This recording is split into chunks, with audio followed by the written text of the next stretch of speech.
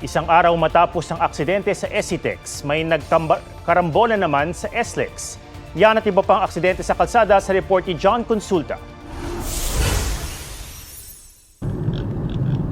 Oh my God! Accident! Oh my God! Grabe, Oh my God! Oh my God! Oh my God! Dashcam video yan ng disgrasya sa SLEX kaninang tanghali.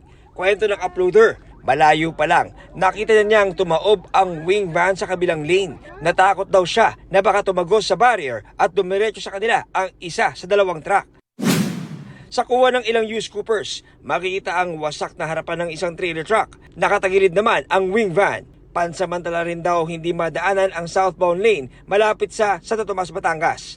Sa investigasyon ng PNP Highway Patrol Group, sumabog ang gulong ng trailer truck kaya bumangga sa concrete barriers. Ang nasa likod namang wing van, bigla raw pumreno kaya nasalpok ng kasunod. Sugatan ang isang pahinante ng truck. Habang abala naman sa negosyo at trabaho ang mga tauhan ng cellphone repair shop na ito sa Rojas Street, Coronadal City, biglang sumulpot ang isang multicab at inararo ang hilera ng mga tricycle at motorsiklo. Ayon sa pulisya, hinimatay ang driver ng multicab matapos mahilo. Sumakit daw ang ulo nito sa galit dahil sa motorsiklong nag-overtake daw sa kanya.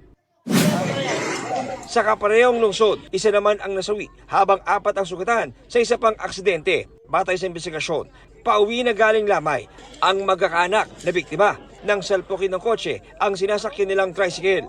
Ayon sa ilang saksi, mabilis ang takbo ng kotse.